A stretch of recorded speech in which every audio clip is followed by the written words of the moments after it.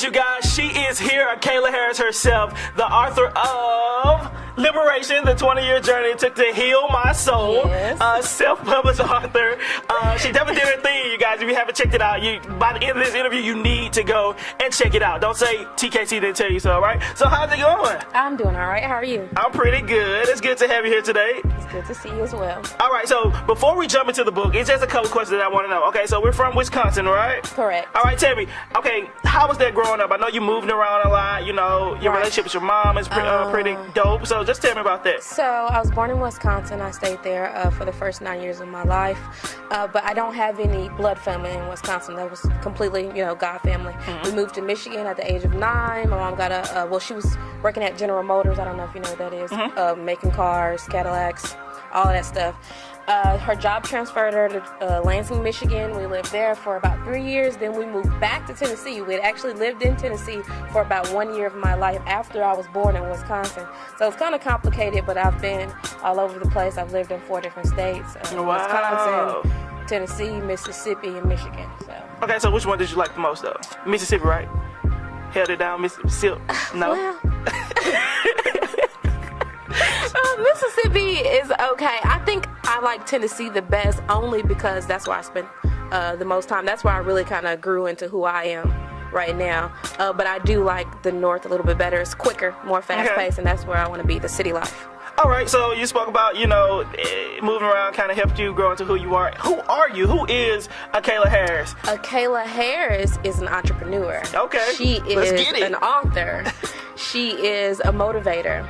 I like to call myself a liberator. That's part of the reason for my book. Right. Because I like to go in areas where I feel like there is no light and try to help be that light for people. I love to speak with homeless people. I love speaking to young girls who are misguided. I feel like that's a part of my purpose here in the earth, is to help and encourage people who have not received that before. Okay, speaking of that, I know you're working on a short documentary and you're going around Jackson, Mississippi. You're just interviewing homeless people. Like, yes. What's the purpose behind that? Well, the purpose is to shed light on, it's like an unseen territory. We pass by homeless people every day, but we don't necessarily know their stories. A lot of these people are educated. They come from good backgrounds. You would never believe it, but they made one wrong move and they ended up homeless. And I feel like we're all just one wrong move away from being, the opposite of who we are today. Anything could have happened to us. So it's to shed light on that and just bring awareness to the city that, look, these people need help. I'm trying to raise money for them through my foundation, A New Breed, so that I can make care packages and give it to them directly. Mm-hmm. I don't like going through the Red Cross or other things like that. I want to buy the materials and hand them the stuff that they need. Well, I think that's really dope. I have a long-lost uncle who my family just found. His kids found him. He was homeless for about 20 years, and we had no idea where he was. All of a sudden, like last week, I got some pictures. Mom was like, hey, this is your uncle. So I think that's really, really dope. Nobody really stops and gives back like that. Not directly anyway. Right. So moving forward, I know in the book, first of all, I have to ask about this picture. Now, you got a real deal throwback on the front cover of this book. So why this picture? I chose that picture, I think I was 2 years old, because I was innocent then. I didn't know what type of life awaited me. And I called the book Liberation, and it has like a little yellow halo around it. I don't know if you can tell, because she's coming from darkness. That's that little girl. I had to, grow into who I am today. Right. So that's just the basis of it, is just somebody innocent coming from a hard past.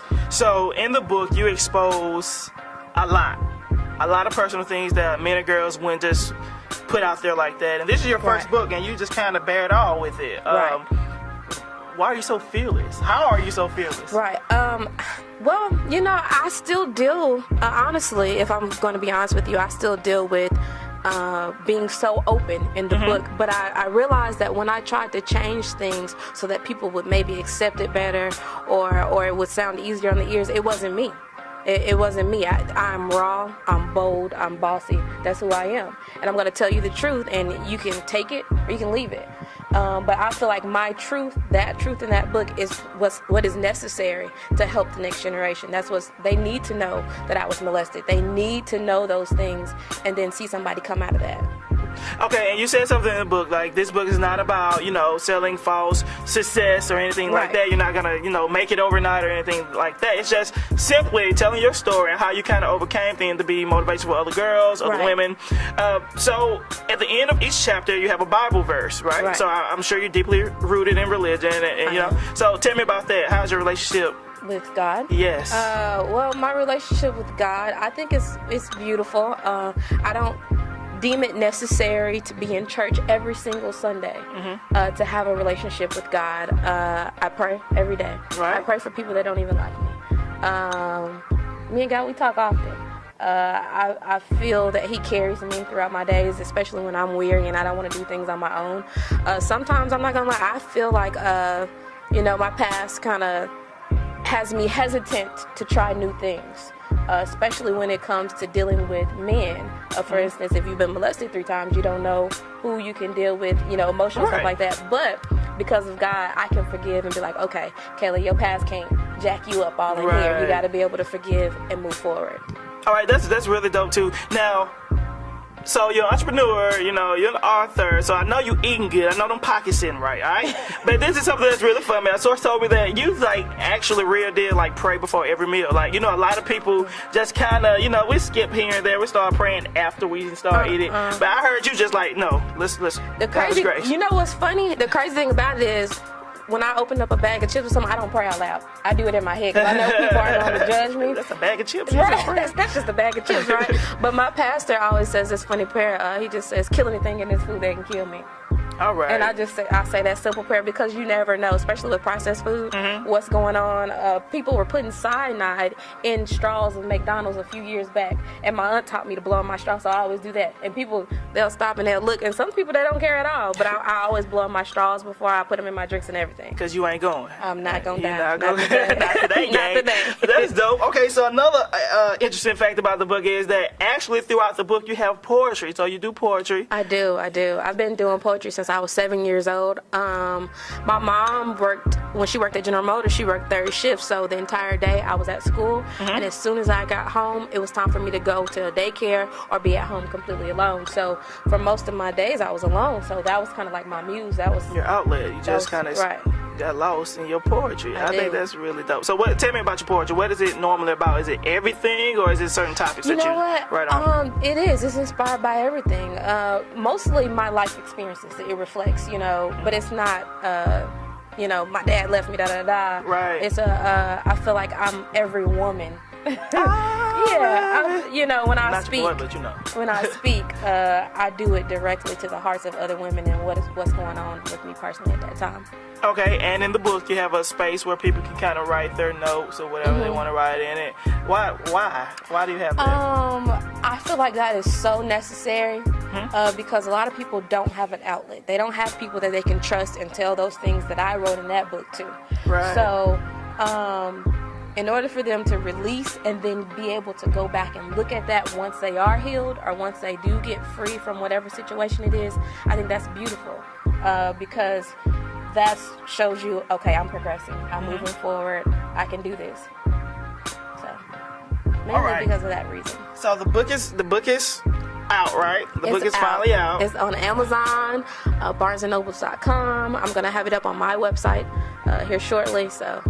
Okay, and what's your website? Let us know. KaylaHarris.squarespace.com. Squarespace.com. KaylaHarris.squarespace.com. Yes. All right, and what's the site about? What's all on the site? Well, it's honestly about my mission as far as a new breed.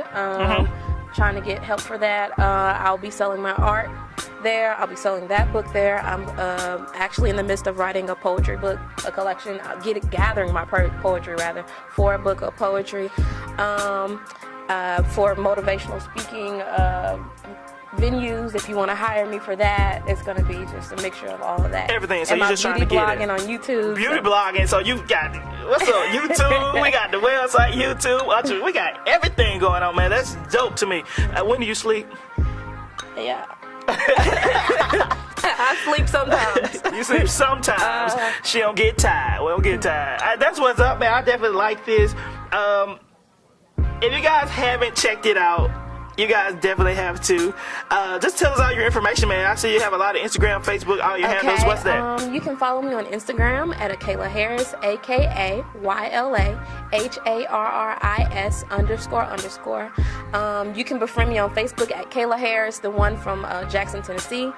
On Twitter at A New Breed 94. On my website, of course, AkaylaHarris.squarespace.com, and I think that's all my social media outlets that I have right now. So stay tuned. More is coming. When book 2 coming out?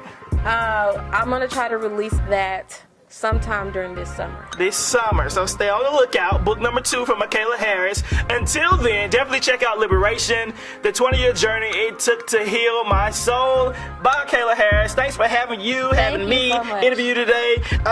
She's officially fluent, you guys. I'm TKC. We headed out. All right, fluent in all things media, baby.